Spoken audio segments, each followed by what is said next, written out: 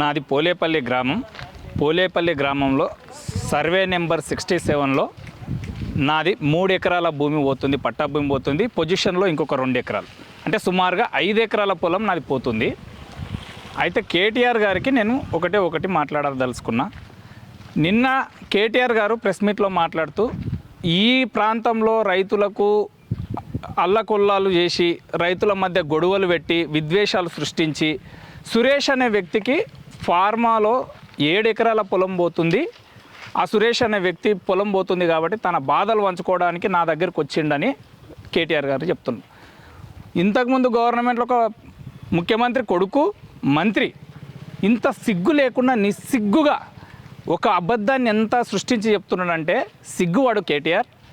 సురేష్ అనే వ్యక్తి యొక్క భూమి ఫార్మా విలేజ్కు సేకరిస్తున్న భూమికి 3 కిలోమీటర్ల దూరంలో ఉంది.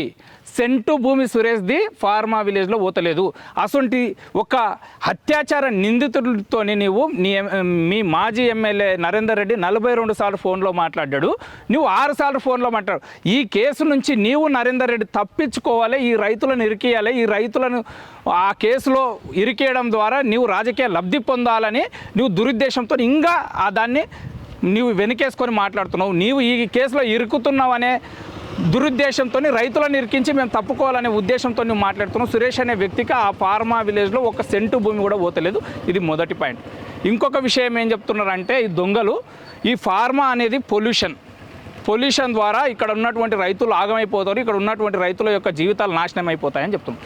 అదే ఫార్మా పొల్యూషన్ అయితే ముచ్చల్ర దగ్గర సుమారుగా 14,000 ఎకరాల భూమిలో ఆసియాలోనే అతిపెద్ద ఫార్మాసిటీ కడతానని చెప్పి తాటికాయ అంత అక్షరాలతో రాసుకున్న సన్నాసులు ఎవడు మీరు కాదా, మీ గవర్నమెంట్ కాదా? అక్కడ 10 కోట్ల విలువ చేసే భూమిని అప్పనంగా 8 లక్షలకు దోసుకొని తిన్న దొంగ ఎవడు మీరు కాదా? ఆ రోజు హైదరాబాద్లో 1.5 కోటి జనాభా ఉన్నటువంటి హైదరాబాద్ని నాశనం చేయడానికి 14,000 ఎకరాలలో ఫార్మాసిటీని ఏర్పాటు చేస్తానని ప్రకటించారు. దీనికి మొట్టమొదటి సమాధానం చెప్పాల్సింది కేసీఆర్ అండ్ కేటీఆర్ గారు. అదేవిధంగా ఇంకొక విషయం ఏం చెప్తున్నాడు అంటే ఆయన భూసేకరణ అనేది రైతుల యొక్క పుట్టగొట్టడానికి జరుగుతుందని చెప్తున్నాడు. కాళేశ్వరంలో 80,000 ఎకరాలు మీ జిల్లా రైతుల పుట్టగొట్టడానికి నువ్వు సేకరించినవా?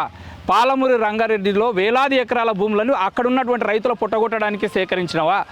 అదేవిధంగా ఫార్మాసిటీ కోసం 14,000 ఎకరాల భూమిని ఎవరు పుట్టగొట్టడానికి సేకరించినవు?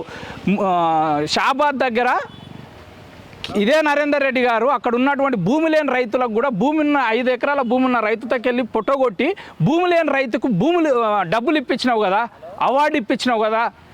అక్కడ నీవు టెక్స్టైల్ పార్క్ కోసం అక్కడ భూమి లేని రైతులకు కూడా ఎంతమందికి డబ్బులు ఇచ్చినావు? అక్కడ వెళ్ళి షాబాద్ దగ్గర నీవు వెళ్ళి అడిగితే చెప్పు తీసుకొని కొడతారు నరేందర్ రెడ్డి నిన్న అక్కడ. నువ్వు ఇంకా సిగ్గు లేకుండా మాట్లాడుతున్నావు.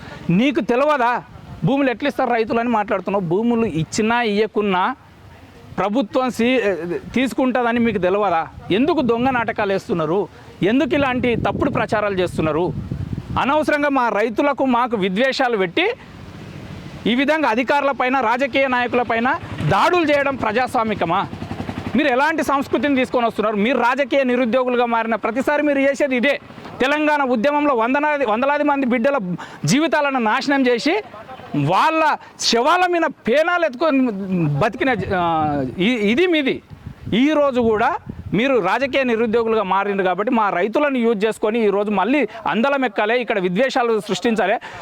తెలంగాణలో కాంగ్రెస్ ప్రభుత్వం ఇక్కడ రేవంత్ రెడ్డి గారు విఫలమైందని గ్లోబల్ ప్రచారం చేయాలనే దురుద్దేశంతో మాత్రమే చేస్తున్నటువంటి ప్రచారం ఇది. కానీ వీళ్ళకు రైతుల మీద ప్రేమ లేదు, రైతుల మీద వీళ్ళకు ఎలాంటి ఒక కర్కశంగా ఈ రోజుకు కూడా మీరు సిరిసిల్ల సిద్దిపేట రైతులను వెళ్ళండి, మల్లన్న సాగర్లో ఈ రోజుకి భూములు పోయిన రైతులను అడగండి. వాళ్ళ అవార్డు తీసుకుపోయి కోట్ల డిపాజిట్ చేసి రాత్రికి రాత్రే వాళ్ళ ఊళ్ళల్లో నీళ్ళు వదిలేసి వాళ్ళని కూటికి దిక్కు లేకుండా ఈరోజు రోడ్డు మీద వేసినటువంటి చరిత్ర వీళ్ళది. వీళ్ళని నమ్ముకుంటే రైతులుగా మనమే నష్టపోతాం. దయచేసి ఆలోచన చేసుకోండి. వీళ్ళు తెలంగాణ ద్రోహులు. ఈ కుటుంబం తెలంగాణని సర్వనాశనం చేయడానికి పుట్టినటువంటి కుటుంబము. మాలాంటి చదువుకున్న యువకులను ఒక జనరేషన్నే నాశనం చేసిన చరిత్ర. వీళ్ళను మన్నిస్తే ఇంకొకసారి ఈ మనం తెలంగాణ రైతాంగంగా మనం నష్టపోతాం.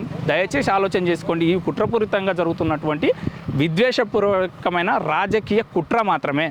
ఈ దానికి మా రైతులు నిజంగానే మేము అధికారులను వేడుకుంటున్నాం.